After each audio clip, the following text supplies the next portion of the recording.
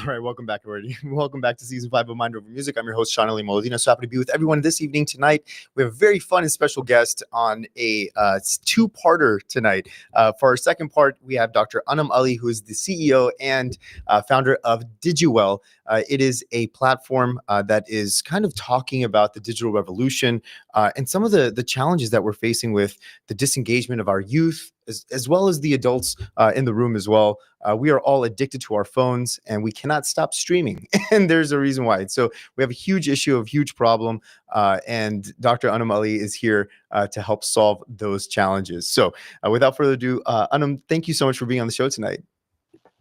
It is my honor. Thank you for having me. Oh yeah, no, we're really excited. I think, this is a conversation that needs to be had. People are so confused. Parents are so confused. They're thinking, where did we go wrong? Especially woke parents that believe that they've done everything that they could possibly to break these generational bonds of the trauma that we faced, coming in as first generation immigrants. And now we have kids that are just addicted to their phones and they're socially awkward and they don't know how to talk to each other and connect to each other the way that we have, or the way that our parents and other generations have. I think it perpetuates into our culture. I think it now kind of takes away from this family dynamic that is so rich in our culture as well. What are you seeing, and how are you kind of processing this from your company and also from the research that you've done? Yeah, it's actually really interesting. So 95% of kids have access to social media, and over a third of them use it almost constantly. Mm-hmm. When you think about it, you might wonder, how many hours is that? And, what is the norm right now, right, among teens, and what are the trends? So on an average, a child is on their phone for about 7 to 9 hours a day. Wow. Yeah. And that's not including homework, chores, and other things, right? It's almost like having a full-time job. Yeah. So kids have been really struggling, and parents have also been, frustrated almost in terms of trying to figure out how to support them and what kind of conversations they should be having and things of that nature. So when I was pursuing my PhD, I decided to do this research, which helped me understand what are some struggles that South Asian parents specifically are facing and how to really support them. And a lot of times, parents don't have an idea around what type of apps exist out there and what are some, potential harms when it comes to mental health. So increase in depression and anxiety and things of that nature. Yeah, it's really interesting. I was doing some work with the social welfare board that we're all part of, and one thing that we thought about initially was, let's get ahead of this and really understand that our social media digital footprint is permanent, and those algorithms work in a very unique way. So how do we reconstruct what we consume to build the algorithm that we want to consume so that we can be the person that we wish that we want to become? Because the more that we search that, the more it searches out for us as well. And we thought that we were getting ahead of it. We didn't realize that there's now going to be this dependency that's going to create so much anxiety and so much depression that's going to perpetuate the entire generation of young people. How are you thinking about this? And what are some of the strategies that parents can use today to try to address this rather than just limiting and cutting off screen time? There's almost, it seems like your phone is the drug, and we have to kind of wean off of it or have a healthier relationship with the phone and social media and digital platforms. Yeah, so I'll answer your first question about algorithms first. Oftentimes people think that we get the content that we want to see because somehow we've tricked technology and we're searching things and that's what what we're getting. But actually tech companies are very in some way smart behind this whole thing. They want to give you the content that's going to give you help you kind of stay on for as long as you can. And Right. so there's a lot of stakeholders into this, but I do think that technology companies are not doing enough to safeguard and protect our kids online. Mm-hmm. So even though you might think, oh, this is relevant content, it's really not. And to kind of put things into perspective, kids, every 2.5 minutes, they're getting harmful content around suicide and body image issues and self-esteem and all of that. And algorithm, and just you're going to continue to scroll, right? That's where doom scrolling comes from. It's an interesting fact. On an average day, there's about 13 years worth of content that's on TikTok. Wow. It's impossible for you to even go through all of it, right? And it's just available massively for you. Yeah. When parents wonder about like what kind of conversations they should be having, is grounding a right technique? Should they have family media agreements within their household? I often say, like the goal and the idea is to not take their phone away and not give them access to that. But the goal here is to really encourage open dialogue and communication and understand that, they're going to have access to this for as long as we are, because that's just the world we live in now. And so a lot of researchers actually have this stance that kids should not have a smartphone until the age of 16. Yeah. Well, we know that kids actually have it now when they're 13 or 14. So Even younger. Yeah. yeah. So I think there's a strategy called Co-Cre-Co, which I developed. It's connect, critique, conquer. So Okay. connect with your child. You understand what kind of feed they have and what kind of content they have access to and what they're seeing. And then the critiquing part is to really understand, is this beneficial? Is this harmful? Who's behind this? The ads that we get on social media platforms, right? Facebook ads and Instagram ads and all of that. So there's clickbait stuff. And oftentimes children think if I click it, it says I'm going to get $30 an hour if I do this job, when in fact it's just not true, right? And then the last part, conquering it, is really having this dialogue together to say, if you've gone through this issue or if you've been cyberbullied online, for example, what can we do to report this appropriately? And how do we make sure that you're safe?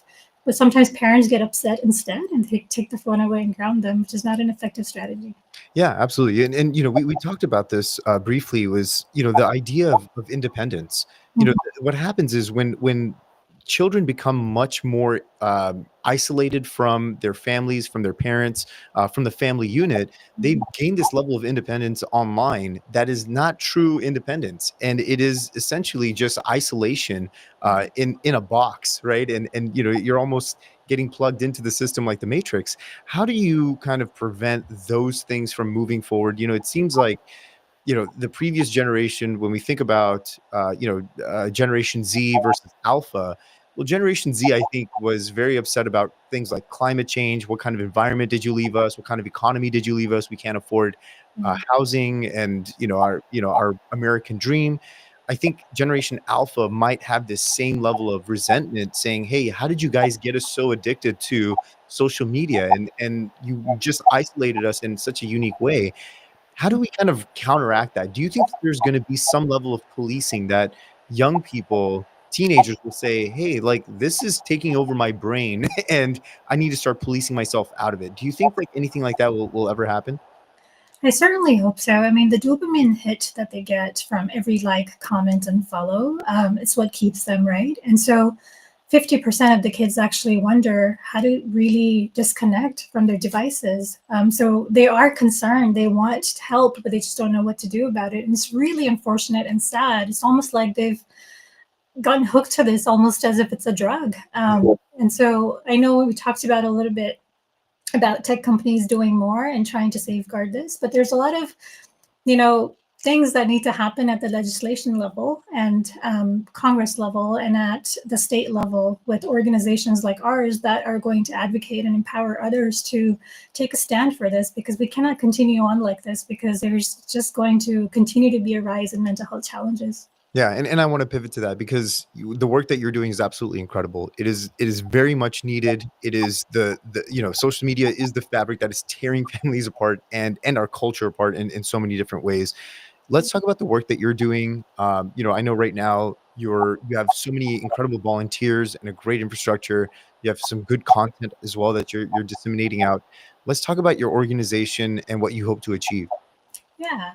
So DigiWell Foundation is a nonprofit organization, 501c3 in Texas. We're trying to hopefully support community members with challenges related to social media and just technology in general. So we have educational workshops, we have consultation groups, we have some offline experiences that we're going to be offering to kids where they drop their phone in a basket and have like silent disco and talk about sports and just other things to kind of create this environment where you don't have to be hooked to your device and you can actually have fun without it too. Right. So really unique things that we're doing. And then the beauty of our organization is that it's led by our youth. And so we have Youth Advisory Council. There's like about 10 members who are the face of the organization in some ways, who are really advocating for this, pushing this out, creating content that is positive, and trying to share this message online as well to other kids that you don't have to do this. You can actually turn away from your phone for a bit, take a break, and everything will be okay. Go touch some grass, right? And so they're just like really trying to push that out. And the other thing is we're also trying to partner with local organizations. So the constables here and school systems and child advocacy centers, all of that. So we're hoping to create this momentum and create a parent community as well. So parents don't feel like they're doing this alone, because oftentimes kids say, well, their parents let them use their phone and they're okay with it. Why are you grounding me for this, right? So I think awareness around that too. Yeah, it's so interesting because there is that parent-child dynamic, and we see that parents are just as addicted to their phones and doom scrolling Yeah. as their children are. How do we face that part of it as well? Because I think one leads into the next, and we could wrap it with understanding how to change the social dynamic of young people. But we are also the challenge, and we are also the problem. We're also facing this issue head on as adults. How are you having and navigating the conversation with adults who have the same media addiction? Yeah, I mean, 100%, Ellie, you touched on that very well. I think parents model these behaviors for their children. Yeah. And oftentimes they're on like WhatsApp or Facebook or what have you, and not really paying attention to connecting with their family members. So that's one of the things that's absolutely brought in as to how do you manage and find a balance, and have a healthy relationship with social media and technology.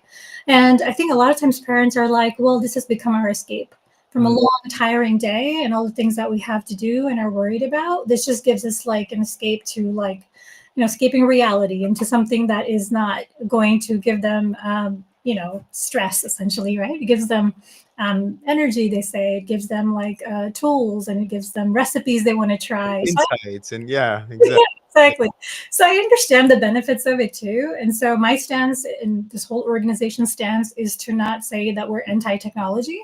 We're just, kind of spread this awareness around technology is good. It can be good, but it can also be bad. How do you use it to your advantage? And how do you find a true balance between online experiences and offline experiences? Yeah. Mm. Yeah, that's brilliant. I think that we're seeing children become more socially awkward than ever. I remember growing up, I would go and knock on my neighbor's door, and they would invite me in. We would play, like, we'd have like play dates with friends, and we'd be outside all day until like the sunset. And today, and I would walk to school every day. And today, if you see a child walking to school, you're going to call Child Protective Services on their parents. It's just such a very different world altogether. How do you see the evolution of society, in the digital age, and what does it mean, and how do we safeguard ourselves, and what can we expect as we move forward? Yeah. I think play is essential for children. And I know parents worry about the society we live in now and the potential harms and getting kidnapped or what have you, right? I think those are, important things to think about. But I think oftentimes parents, what they don't understand is that when they're behind their screens, they're not really that safe either. So, they don't know who they're texting or what they're doing and all of that. And now with the rise of AI and deepfake AI, it's just creating more challenges, right? Wow. The other day I saw something, I don't know if you saw that, but what they were doing is that they were finding influencers online and turning them into people with autism spectrum disorder and putting their naked bodies online, right? These are kids that are doing this. Wow. The technology, yeah. And so it's really getting out of hand. And I think there's a lot to be done. But parents, I think, in some ways need to be aware that when we're growing up, for example, it was okay to talk to the neighbors and all of that. And I think there's still like beauty in that. We should definitely practice it where they can have those in-person connections with people, so they know that they're worthy of conversations like that. They don't have to isolate in their rooms. They can definitely have those beautiful experiences, getting to know people, learning about cultures and all of those things that truly make us who we are as humans. Yeah, I agree. One of the scary things that I see, and you kind of touched on it, was the access and availability of explicit content. Yeah. It's coming like to the fingertips so quickly. Whereas when we were growing up, it was much harder to access these things. These things are literally being fed to our children. What is the stance? How are you seeing the evolution of this part of it? And how does it change young people, to have such explicit content, access to explicit content all the time at their fingertips? It's got to be probably one of the scariest things that you have to deal with as an organization. Yeah, absolutely. And that was one of the reasons why I actually started this organization to begin with, because parents and even school teachers and administrators had no idea how severe this is and how problematic this is, right? So when I mentioned about like within 2 minutes of someone being online, 2.5 minutes, they're getting fed content around like, hey, if you want to lose weight, you could try heroin.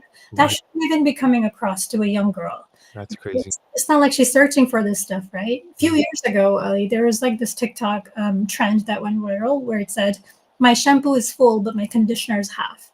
So someone who's reading it, they're like, "What does that even mean?" Right? But what the adolescents were saying is that I'm alive, but I'm struggling to stay alive. Oh, wow. Yeah. Yeah. So they were sharing things about suicidal ideation and things of that nature. So this is not to alarm your audience here, but to, in some ways, to be cautious about what kids are seeing online and some of the other, challenges associated with that. Another quick thing I want to share actually about YouTube research. So when this organization had done this research, and they found that the top content the little girls were fed was about body image and body like image and like self-esteem challenges and things like that. Number one thing that they were getting access to or thinking about, right? Yeah. So when it comes to self-comparison and all those things, it just exacerbates that. Yeah. How do you deal with that? Right. Like, I mean, what are the specific things that you can recommend? Whether it's parents, whether it's like, other family members that they can do to start talking to, their young nieces, nephews, daughters, sons, whatever it might be, to kind of reinstill that level of confidence. Because if everything in your digital world is, influencing you to have a lower level of self-esteem, or to be thinking about, your body in a way that, a 12-year-old probably shouldn't be thinking about their weight, and how it's actually, uh, manifesting in a way to make you who you are, right? And then, they start getting fed ads for makeup and this, and all these other, products and services and whatever. How do you kind of again create these safeguards around that conversation as well? Yeah. I think it does start with like keeping an open mind. Like parents and anyone else really have to be open to learning about what's out there and what are the feeds like and what the algorithm's doing and all of those things. So just this conversation right here, if it opens their mind a little bit as to how harmful it could be, I think it kind of starts a conversation, right? Where they can go to the child and say, what are you seeing? What are some things that interest you about social media? Help me understand your world, because it is their world. So you have to kind of be curious and inquisitive about it instead of being worried and shut it down. Because South Asian parents, specifically, I found in my research, they become very defensive and protective quickly. And one of the things that they're concerned about is academics, right? Like as long as the grades are good, they're fine. But that's not how the world works now. And so just being very curious about technology and their use, and then also creating this agreement around, like, we talked about parents modeling behavior. If you have your phone at the dinner table, then your child is going to have it too. But if Right. you have this understanding between the two of you to say there are going to be some off-screen times that we both will partake in, then that creates that too. Like 9 p.m., maybe both of us put our phones away at 10 p.m. Yeah. So you can get enough sleep. And sleep is another issue where kids are just really struggling with that. And so it's going to impact their brain development. I totally agree. Yeah, maybe we could talk about that, because I don't think people understand, the enemy that they see versus the enemy that they don't see, right? And we could talk about that in terms of, I think that when we think about our neighbors, when parents are really scared to allow their kids to be outside and play outside, and be friends with other people that are their age or in other, age categories and things of that sort. I used to have mentors in all ages. I used to have students that I would have great relationships with, and I would be able to mentor. I don't see that dynamic happening anymore, and I think a lot of parents are really protective over the enemy that they see versus the enemy that they don't see. And the enemy that they don't see is all online, and it's 10 times worse in terms of influence in infiltration in your child's mind. Mm. And so I think that we need to think about that. And also, the enemy that you see versus the enemy that you don't see is blue light, right? Like it's such a disruptive technology is great in one sense, but if it's disrupting your sleep, your circadian rhythm, the way that you eat, the way that you consume food, and your thoughts, and how your internal biology is also being reflected, and changed based on the content that you're consuming, that's the enemy that you don't see. And I think that's really important for us to consider as well. Yeah, absolutely. And oftentimes, when it comes to social media, I was talking to this one teen the other day, and I asked, "Why do you sleep at 2 a.m.? This kid is supposed to be in high school the next day. Right. So why are you just awake?" And he's like, "This is how I connect. This is what I do. And trying to get more likes and follows and things of that nature." I think there's a difference between likability and popularity. Like back in our day, for example, right? The cheerleaders are popular, or like chess club. If you were a nerd, then that was popular, right? But then it's like now people are not understanding that likability and to chase that actually is more important than popularity. So Mm. social media creates this weird concept around if you have more followers, or if you're, getting more likes on your post or what have you, then you're liked by people. And Right. that's not what the reality is. Yeah, and I think that's so interesting because that is perceived likability. That doesn't mean you're actually a likable person. It just seems like people like you because they're following you, but it doesn't mean that you have actually a great personality that is likable, right? So it's so interesting. How do you have that conversation too? Because I don't think people see the difference. People are like, "Oh no, dude, I got 1,000 followers, or 2,000 followers, or 10,000 followers, or a million." And it's like, okay, you might have that, but people don't care about you, man. Like they're not actually looking at your vested interests, and looking out for you as a person. Mm. And how do you navigate society when you can't tell the difference? Yeah.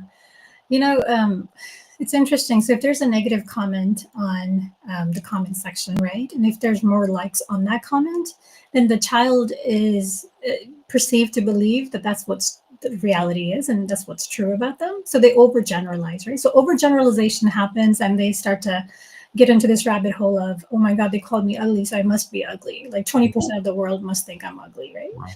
Yeah. So when they think about it that way, it's like now they're really pushing hard to be likable by their peers, to say, if I get likes on this positive content, or I took this trip, I took this vacation, and I'm wearing the trendy clothes or what have you, and I'm getting more likes on that, and that must mean that people are visiting my profile and commenting and taking that time because I'm a likable person. Mm. So I always tell people, parents as well, and teens, that it's never too late to talk about your values. Like the value exercise is so great because it helps you make decisions in your life, it guides you. And so understanding what you value and why you value those things, whether it comes from culture or religion or what have you, I think that's an important conversation to have. And it gives them independence and confidence in their abilities to say, if I feel stuck, or if I feel like I am getting in this rabbit hole, let me turn to my values and understand what's truly important, innately important for me. That's so brilliant. Yeah, it's how you anchor yourself. What about the disproportionate reaction that we get to negative comments, right? You could take that trip and you have 100 people like and say, "Oh my God, that looked like so much fun," and one person have a negative comment, like you said, and you're just focused on that one negative. That bothers you more than the 100 likes and like the 10 positive comments, or the 50 positive comments to that one negative comment. And then you're not able to contextualize it. I think that that one person could be having a bad day, and it has nothing to do with you, but you take it so personally. And so how do you kind of build context around that? Yeah. I mean, when it comes to bullying or just negative comments in general and our own self criticism, right? I think it stems from like this idea that maybe we're not worthy and we don't feel like we're not good enough, right? Yeah. So I think there's deeper work that needs to be done. I'll give you a personal example because why not? I grew up having a lot of self esteem challenges, thinking like, because people would comment on me like, oh, your cheeks are so big, like you have fat cheeks. And so I always got bullied for that and I hated it. I always hated that. And then I would use filters, right? I would like, oh, maybe this will make my face look slimmer or thinner. And I hated my dimples because they would comment on my dimples. And it was just such a weird thing that I went through, Wow. even in my days. And so now with the rise of filters on Snapchat and otherwise, like people are really feeling like that's what they want to look like and that's what they post. Right. So that's another thing that's also contributing to people thinking like in order to be likable or in order to be loved by people or to get, get into romantic relationships that they have to look this way. Yeah. So, How did you get through that? I mean, can we kind of double click into that, because I think that that's such a, interesting topic, because when you yourself are rattled and you don't have that self-esteem, that self-worth established, and we're out trying to make a difference in the world, we're trying to like figure out and navigate our own personal relationships, and things just are not perceived in the right way. It just kind of keeps eating at you, and it's the it's the fall that keeps on giving, right? And you're just constantly tripping over yourself.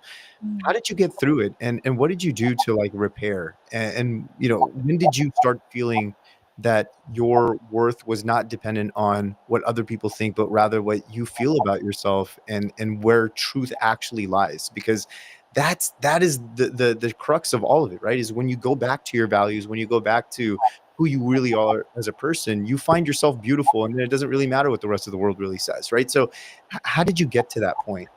Yeah, it took a lot of work. And I think, I chose this profession because I had two options, where they say hurt people hurt people. Yes. I wanted to be hurt people, help people. Amazing. And Love it. yeah, so I kind of went into this direction. You talked about mentorship earlier, Ellie, and I think I had some great mentors along the way. My parents were supportive. In fact, I'm married now, and so my husband actually is the one who said, "I married you because your cheeks are so cute." So I think, I love interestingly it. enough, affirmations like that were helpful. Where I truly learned to just value myself, and most importantly, I realized much later in life. I wish I had realized this as a child, that the external beauty that people often like look at and think about, it can be very short-lived in some ways and experienced superficially, but innately who you are deep down, internally, is what makes you you, and that always outshines everything. Yeah, it's so interesting when you truly love yourself. If you truly do love yourself, and it is, I think it works within you and through you, and then you start loving on everyone else. Nobody ever cares. Everyone starts forgetting about all that stuff, and then you become truly likable, right? At least for me, my algorithm was, I. It doesn't really matter how people, like, everyone has an opinion about Shauna Lee Moladina. Like, everyone's going to have their opinion. Everyone's going to do whatever they want to do, but if I'm here to love on myself and you at the same time, there's not really a lot of room for that level of negativity where I'm going to be, you know, looking for and sensitive to that criticism. And so it's something that comes from you, through you, but like you said, it's grounded in your values. It's grounded in your belief system, or your spirituality, your connection to the universe or the energy or God or whatever it might be. But it's something that's indistinguishable, and it's not what you've accomplished, it's what you've helped other people to accomplish. You take these different like ideologies and you say, how do I spread this across through my just accepting who I am? Yeah. And that, nobody cares if you love yourself. Do you know what I mean? Like, everyone will jump on you if they find that hole to say, oh, you know what, I can ruin this person's day, or I know that this person's actually conscious about certain things, and you can poke at that, and then it ruins that person's day. But when you kind of like are able to self-soothe through these moments, right?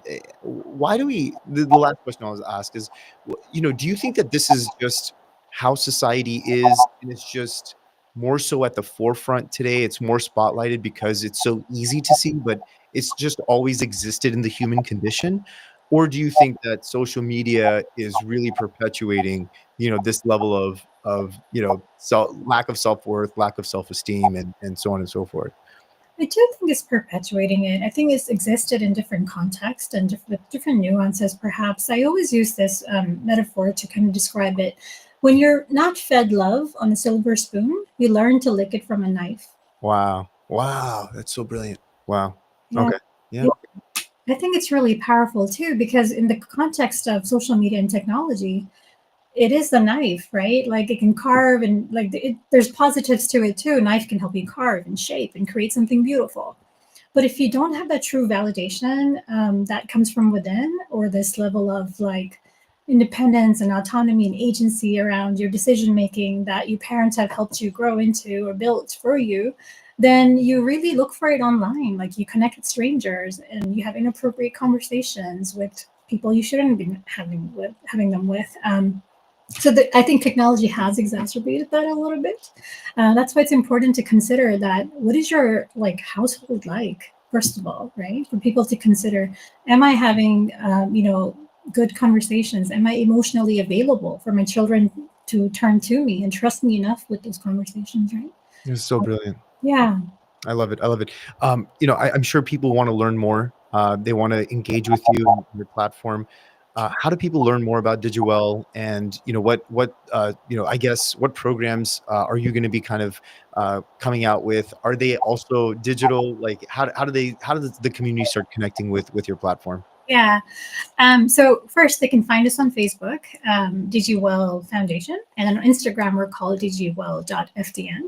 And so if you follow us, you'll see content that we're posting almost every day just to kind of spread awareness around this. But we're also in the process of getting support from people in terms of funding and, applying to grants and things of that nature. So once we grow into this big organization, we're going to have a lot happening, a lot to offer for you.